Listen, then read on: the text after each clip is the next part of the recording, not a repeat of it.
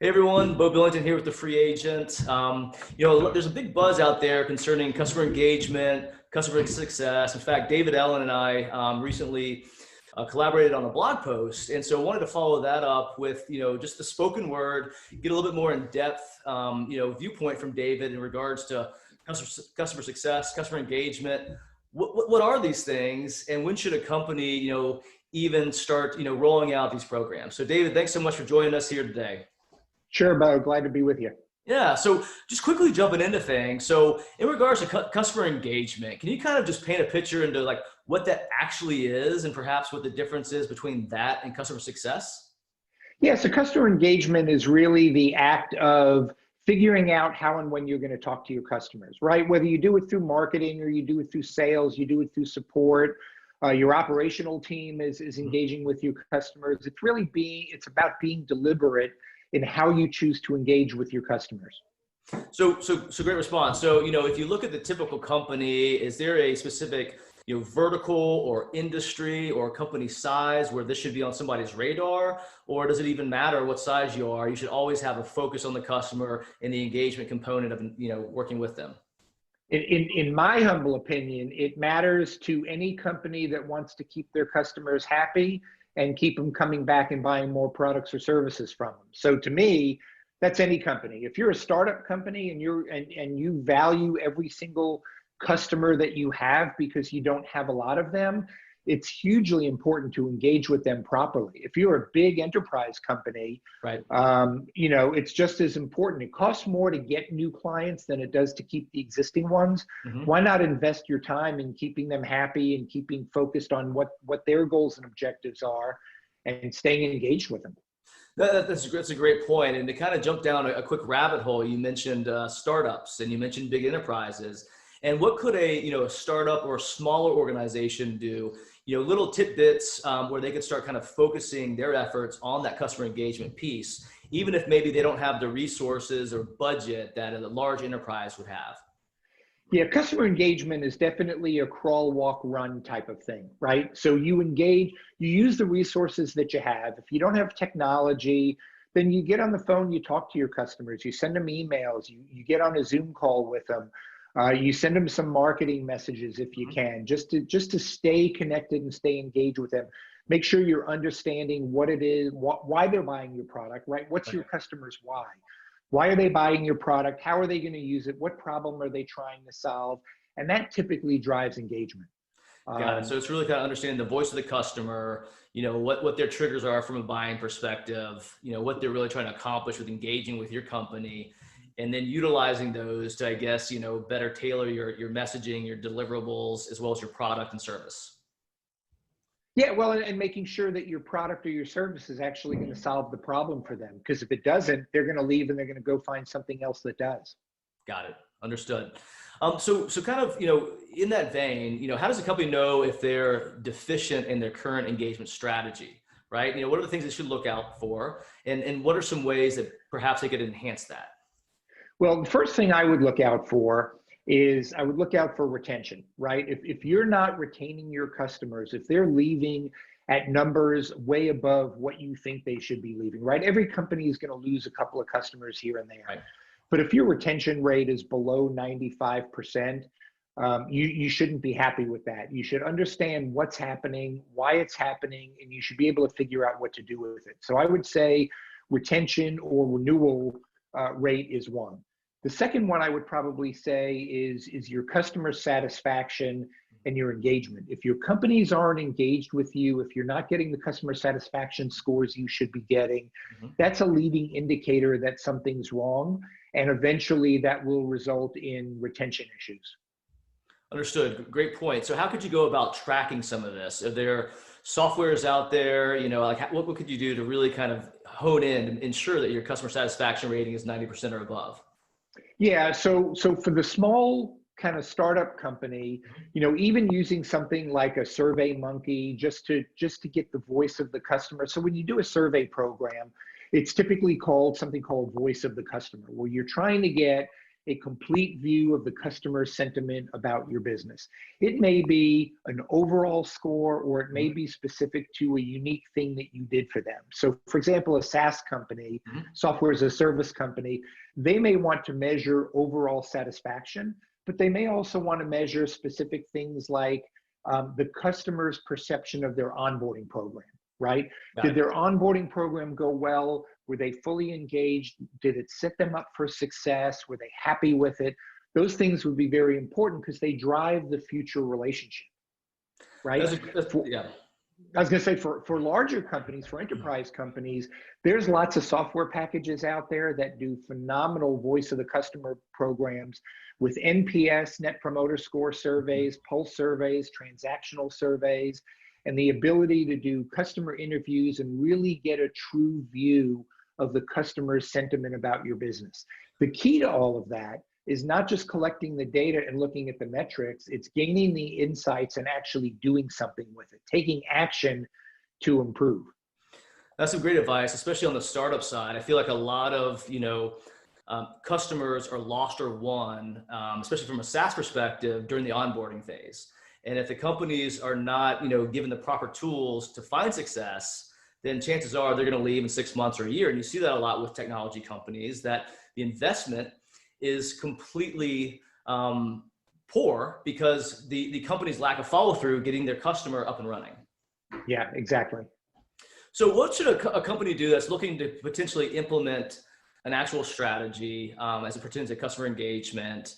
What should that look like maybe initially, and how large of an undertaking would that possibly be? Yeah, I would say that a company should not stress about it. They should crawl and walk before they run, do the little things that they can do to make a difference, and then worry about the bigger things later on. So the first thing for me is I always tell companies to go back and revisit their mission, vision, and values. If they're not in alignment. So a great example, I was talking to a company recently that in their mission statement, they talked about being customer centric. Right, which everybody does, though, right? Right, but I asked this executive in reality how they base their decision-making criteria, and he said, "Well, we almost always default to P&L, to operational issues when it comes to making decisions." I said, "So where does customer focus come into that?" And they say, "Well, that's a problem. There's a disconnect there because we say that we're customer centric, but most of the decisions we make are financially oriented, and a lot of times they're in the best interest of our company and they really don't do anything for the customer." Right, they could be at odds with the customer, precisely. Exactly. So I would say start with your mission, vision, values, and then figure out how to gain alignment between that and building your culture, right? And then getting your leadership on board and saying, the customer's perspective has to have a seat in all of the decision making that goes on within the company. Yeah, and it's a great point to bring up, because I feel like far too many companies, they're focused on their mission, what they're trying to accomplish. They lose sight of what the customer actually needs, and then acquiring customers is going to be that much harder if you're not providing the service and the product that they want in the first place. Going back to an earlier point you made. Exactly, and that's a great lead-in, because typically the second thing I recommend to companies is that they need to understand what their customers want, right? Why are you buying our product? What are the problems that you're trying to solve? How can we help you solve those the best? Basically, I call it asking, finding out what your customer's why is, right? Why are they even interested in you to begin with? The third thing I would do is I would say, look at your current state. Where are you today? What are the things you think you're doing well? What are the things you think you're not doing well? And what are the opportunities for improvement in those areas? You don't have to spend a lot of money doing a lot of improvement things. You don't have to put technology in. The problem might be internal collaboration. The customer is telling their account manager, their customer success manager, here's the problem I have. Right. And with your company, and if the customer success person or the account manager isn't going back to the operational team or the product development team and finding ways to solve those problems, then those products are no longer going to be valuable to the customer, and they're going to go find something else. Those are little things that they can do in terms of increased collaboration where they don't have to spend a lot of money. Right. They just need to talk to each other, right? Knock down the silos that they have within their company.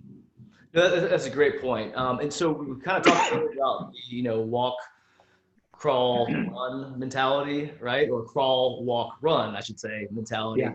How much effort would really is involved kind of on ongoing maintenance of customer engagement strategy? So again, we kind of talked about what we could do to set the strategy up, but what does it look like to kind of maintain? And how could a company leverage somebody like yourself? Would they bring you in to kind of like frame out that strategy, create the strategy, and then maybe hire other resources to kind of help with the maintenance? Share a little bit of insight in that, please. Yeah, so the maintenance of a program is really all about being intentional. It's about putting processes in that can be repeatable. If you're a big company, you obviously want them to be scalable, right? So that's really important. Sometimes companies will put a process in place, but they don't scale, right? So they get stuck. They're doing something good. They can't figure out how to do it better on a bigger scale, and they get stuck. But being intentional about the internal alignment that you have is critical. You've got to get the senior executives on board to drive this centricity, this customer centricity and alignment across the company. So that's what I would say. I would say that they need to talk to their customers, and they need to understand from their customers what their customers are feeling, why they're feeling that way, and what they like. And then building a program and then maintaining it is all about putting layers on top of each other. So the crawl, walk, run is, let's start doing this. Right. Once we know we're doing this well and we've built some muscle memory around it, for those sports enthusiasts out there, they understand the term muscle memory. Build some muscle memory, layer on the next thing, and then as you build muscle memory on that, keep laying things on.